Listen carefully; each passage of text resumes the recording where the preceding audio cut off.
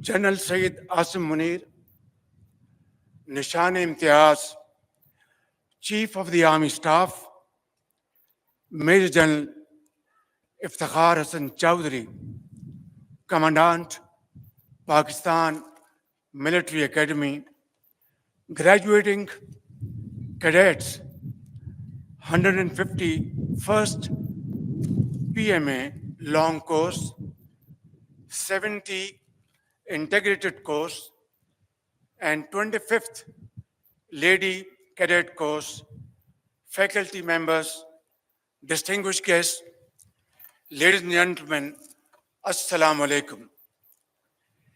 It is indeed a matter of great pleasure for me to witness the passing out parade this morning. I congratulate the cadets here today on reaching this important milestone in their careers and commend their outstanding display of skill, agility, and youthful exuberance. I also extend my felicitations to the passing out cadets from friendly countries, including Qatar, Iraq, Bangladesh, and Nepal. أخي الكريم طلاب من دولة القطر وعمان، أهلا وسهلا ومبروك جدا. طبعا أنتم ضيوف لكن إخوان من البلاد الإسلامية.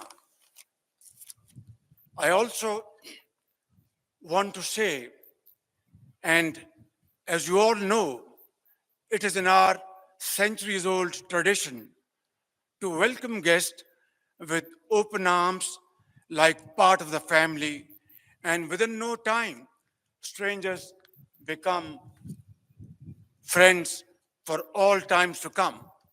My dear cadets, you have earned the honor of joining one of the finest armies in the world. Our armed forces are a symbol of valor, exemplary discipline, and unwavering commitment to the nation. Your journey here at this esteemed academy is only the continuation of a long legacy of your predecessors who crossed oceans in the defense of their faith and belief. Today, you have been transformed into the custodians of the vision of our great Qaid, Muhammad Ali Jinnah, and his golden principles of faith, unity, and discipline. So, wear this uniform with pride, for you are part of an elite service, adored by the nation and respected globally for its professionalism and courage. Let this be your driving force as you become the best of the best. Ladies and gentlemen, after a period of economic stagnation, Alhamdulillah, Pakistan is taking bold strides toward visible economic recovery. Although it's a long journey, full of challenges, but inshallah, with your prayers and Allah Almighty's blessings, we will negotiate our way forward with a sense of great vision and commitment. Our efforts are yielding results, achieving significant milestones in attracting foreign investment to key sectors such as mining, energy, agriculture, livestock, IT, and defense production.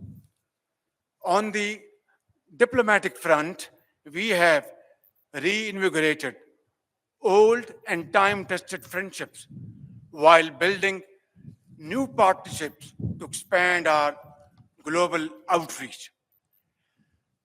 As a non-permanent member of the United Nations Security Council for the term 2025-26, Pakistan is fully committed to advancing global peace and security and upholding the UN Charter.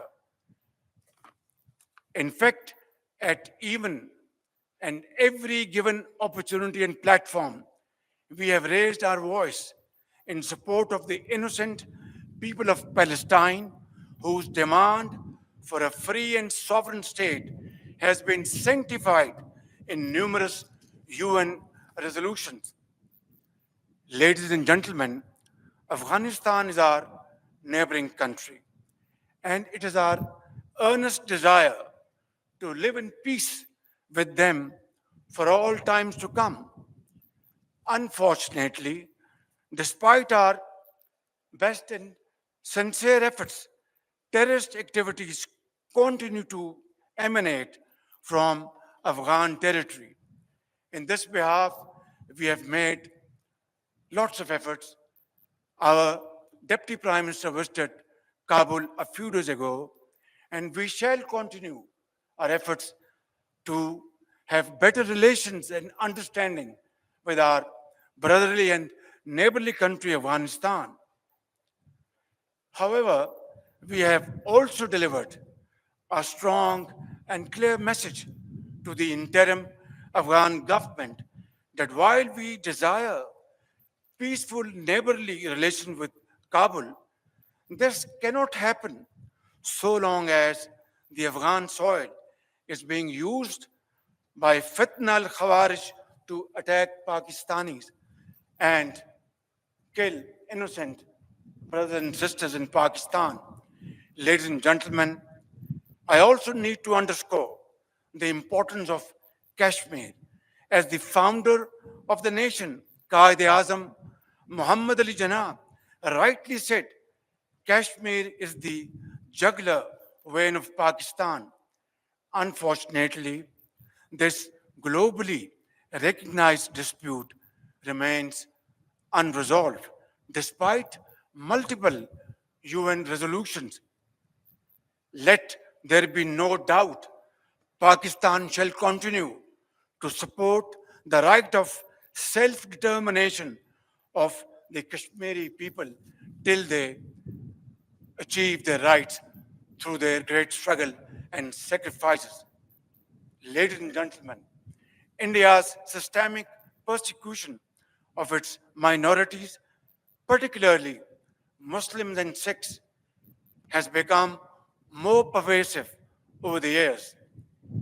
It must accept full responsibility for its complete failure to protect the lives, dignity, and security of these oppressed communities.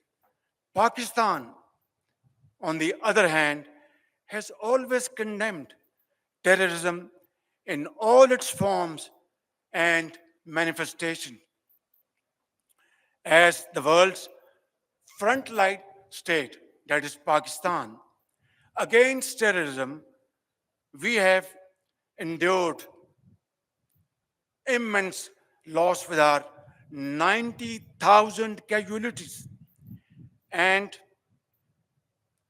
economic losses beyond imagination exceeding $600 billion. Who would understand this searing, excruciating pain better than we Pakistanis? Who has given more human sacrifices than Pakistan to counter terrorism? Which country of the world has suffered more economic losses than Pakistan to the tune of $600 billion to fight and defeat terrorism? I think, ladies and gentlemen, there cannot be a more powerful manifestation of our commitment that we would not tolerate any kind of terrorism of any hue and color. And that has been demonstrated beyond any ray of doubt. On the contrary, our eastern neighbor continues a pattern of exploitation, leveling baseless allegations and false accusations without credible investigation or verifiable evidence.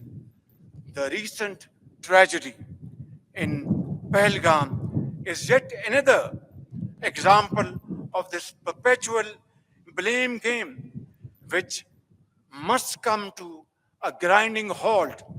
And now, continuing with its role as a responsible country, Pakistan is open to participate in any neutral, transparent, and credible investigation.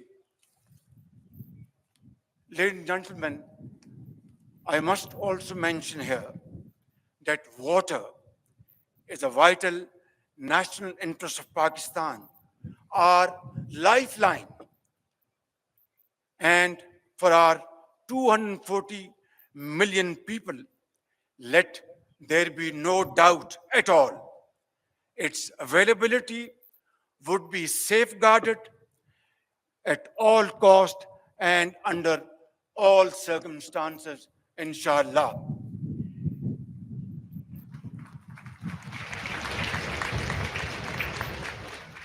Therefore, any attempt to stop, reduce, or divert the flow of water belonging to Pakistan under the Indus Waters Treaty would be responded to with full force and might, and nobody should remain under any kind of false impression and confusion. Our valiant, our valiant armed forces remain fully capable and prepared to defend the country's sovereignty and its territorial integrity against any misadventure, as clearly demonstrated by its measured yet resolute response to India's reckless incursion in February 2019.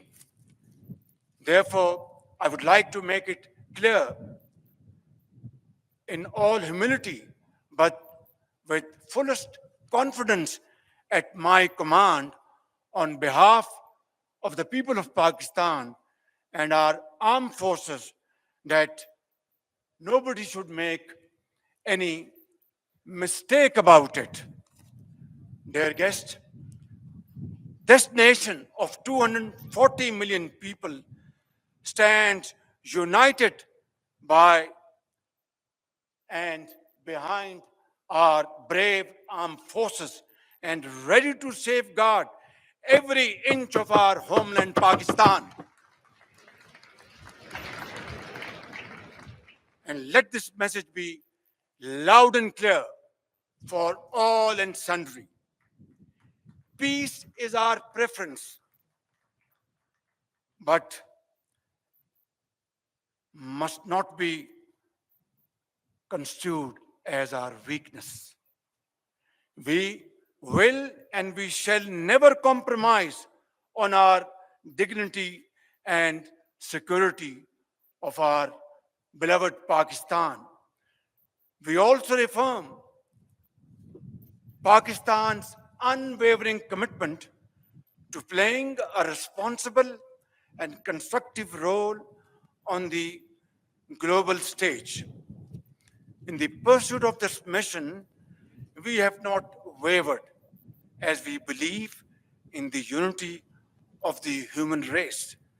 Dear cadets, this morning, as you go forth with dignity, honor, and resolve to join the officers' cadre, please always keep in mind that your primary obligation for the rest of your lives would be to safeguard your motherland, Pakistan. Therefore, prepare yourself exceedingly well and train your men and women to undertake this task with unwavering commitment. I am confident that through the strength of your character and impeccable display of commitment, you will continue to uphold the traditions of your glorious institution. Finally, I would like to submit, खूने दिल दे के निखारेंगे रुखे बरगे गुलाब, खूने दिल दे के निखारेंगे रुखे बरगे गुलाब, हमने गुलशन के तहफ़्फ़ुज़ की कसम खाई है.